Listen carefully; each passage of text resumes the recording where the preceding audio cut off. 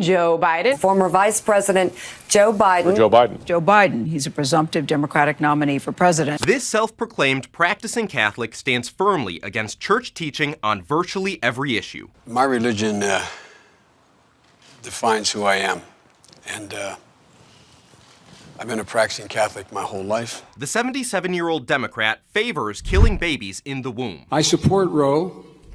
I support a woman's right to choose under that constitutional guaranteed provision. And quite frankly, I always will. Along with his support for abortion, so-called gay marriage has his full support as well. I am absolutely comfortable with the fact that men marrying men, women marrying women, and heterosexual men and women marrying women are entitled to the same exact rights, all the civil rights, all the civil liberties.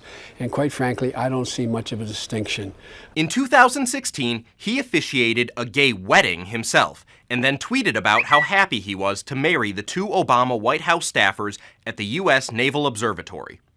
Joseph Robinette Biden Jr. grew up in the blue-collar city of Scranton, Pennsylvania, where his father paid the bills cleaning furnaces and selling used cars. He attended Catholic school and eventually went on to the University of Delaware, receiving his bachelor's degree in 1965, and then moved on to Syracuse University, where he got his law degree in '68. 4 years later, in 1972, Biden became the fifth youngest senator elected in American history. Senator Biden was expected to be a champion of the middle class, harkening back to his own roots. Well, I'm not sure you should assume I'm not corrupt, but thank you for that, though. But as his career extended, the middle class became less and less a concern for him until he actually embarked on a path of policy support which would attack those same blue-collar types he came from. Today, American workers are still paying the price. I went to cover a rally in Battle Creek, Michigan in December of 2019, and this was frigid temperatures. It's maybe 10, 12 degrees when we got there. But when we got there early, we went up front around midnight the night before, and we saw that there was already a line of people waiting out at the rally for President Trump. And so I brought my camera guy, and we were talking to people in line. I said, what makes you guys want to wait out in this kind of weather for, any politician? And of the first people I spoke to, almost all of them were union workers, people who had worked in the auto plants or other manufacturing plants in the Michigan area. And they all told me that they were there for one reason, and that was because they supported Donald Trump on the issue of trade with China and the issue of bringing jobs back to America. The United States has economic and trade relations with certain countries it deems most favored nation. MFN status establishes equality of trading opportunity among states by guaranteeing that if one country is given better trade terms by another, then all other states must get the same terms. This is a map of all 164 members of the World Trade Organization. All these members receive most favored nation trade status. Important to note, Communist China, with untold human rights violations and abuses, including torture and state-sponsored murder, is on the list. As a historical contrast, Congress was still debating granting the status to the former Soviet Union less than 1 month before its collapse and dissolution.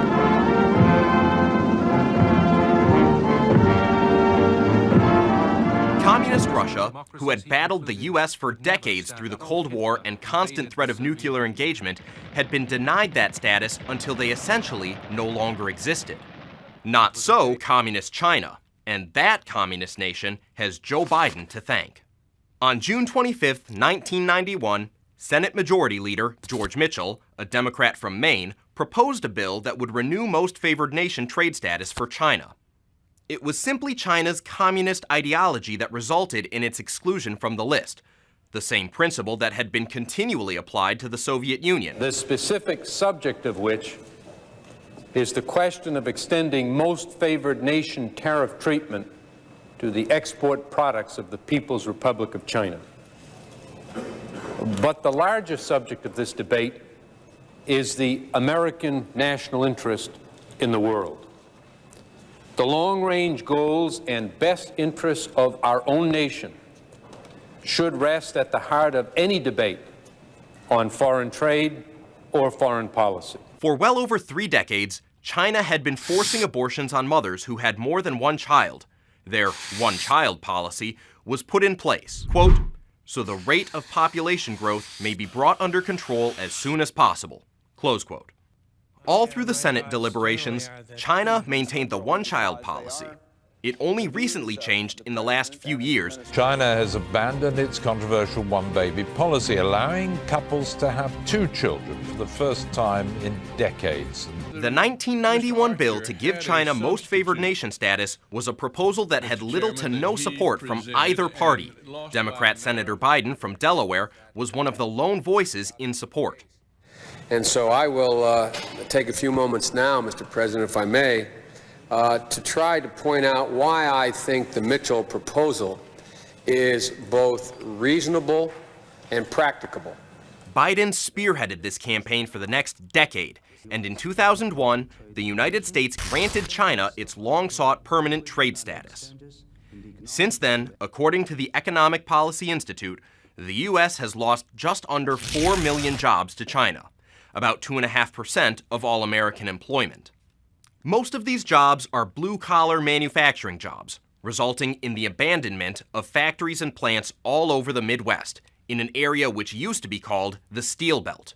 But once economic ruin set in, the Steel Belt turned into the Rust Belt. He's also said quite ridiculously, quite laughably, that a stronger China is better for the United States in terms of jobs.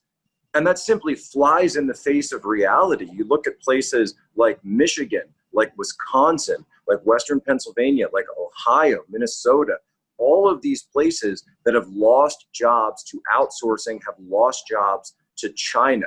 This has been endemic to these areas, and you can drive across them and you can see the shuttered factories. You can see what China's done to the steel industry over the past decades. And Joe Biden, of course, has been in the driver's seat of all of that. And so for Joe Biden to say that it's actually good for American workers is quite possibly one of the most laughable things anyone said in American politics in terms of foreign relations. Today, since American companies are now free to offshore jobs to China for lowering manufacturing and labor costs, American workers lose, and the Chinese Communist Party gets a financial windfall in the form of trillions of American dollars invested into China. Over $560 billion worth of goods came into the U.S. from China in 2018. This makes up more than 21% of the value of all goods the U.S. imported.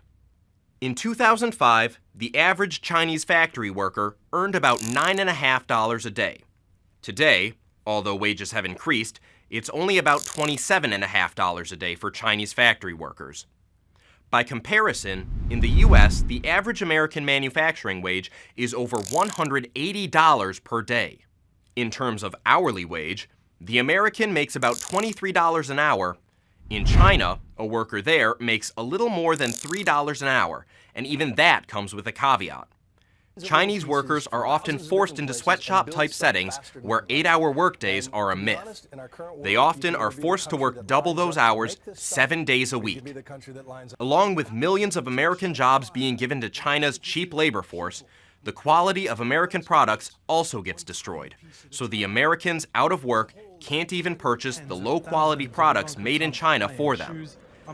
For all of this, we have blue-collar, middle-class Joe Biden to thank. So he knows who the Chinese Communist Party is and who their leaders are. He knows very well. That being said, his entire career, Joe Biden has worked to promote these trade relations with China, and he's been putting dollars and profits before people. Along with handing millions of American manufacturing jobs to China, in an attempt to fight so-called man-made climate change and convert the American coal and fossil fuel-based economy to an environment-friendly eco-economy, I'm announcing my plan for a clean energy revolution. Biden has committed publicly to simply wiping out tens of thousands more American jobs. As president, would you be willing to sacrifice some of that growth, even knowing potentially that it could displace thousands, maybe hundreds of thousands of blue-collar workers in the interest of transitioning to that greener economy? The answer is yes. Another demographic Biden claims to serve is Black America. But I tell you, if you have a problem figuring out whether you're for me or Trump, and you ain't black. It don't have nothing to do with Trump. That's kind of the hubris that Joe Biden has for him to come in as an affluent, white, liberal, a guy who's been in Washington, D.C. for years and years, almost 4 decades. But he's going to come in and tell the black community what's good for them, not turn around and listen to them and say, I hear your concerns, we're going to do better. And keep in mind that he's been in federal government throughout this entire period of time that the black community has said that they haven't received what they wanted from government, that they haven't seen the kind of outcomes that they'd like. They're talking about issues of policing in the community. Joe Biden has been there every single step of the way for the last 4 decades. As vice president for 8 years under the first black president, Obama and Biden did nothing but help further destroy the black community by breaking down the family structure, a process begun in the 1960s. About 13% of the United States is black, and yet 40% of all abortions are performed on black women. Planned Parenthood, the leading abortion provider in the U.S., kills well over 1/3 of babies every year, which translates to 138,000 black babies wiped out from American society in 1 year, every year. This shouldn't come as a surprise to anybody, as 2010 census results showed that Planned Parenthood targets minority neighborhoods. 79% of its surgical abortion facilities are located within walking distance of African American or Hispanic Latino neighborhoods. One of Biden's biggest pieces of legislation was the 1994 crime bill he signed alongside Bill Clinton, which is to this day the largest crime bill in U.S. history. This bill is a huge success in the eyes of Biden. You ashamed of that bill? Not at all. In fact, I drafted the bill, as you remember. I know that. The bill that was supposed to make America safer has received plenty of backlash. Backlash not exclusive to the Republican Party. That 1994 crime bill, it did contribute to mass incarceration in our country. Mass incarceration was a huge mistake. The crime bill was a huge mistake. Likewise, in the recent debates, firebrand Kamala Harris went after Biden over his busing stance back in the 1970s and 80s. You also worked with them to oppose busing. With the 2020 election less than 5 months away, it's Donald Trump versus Joe Biden.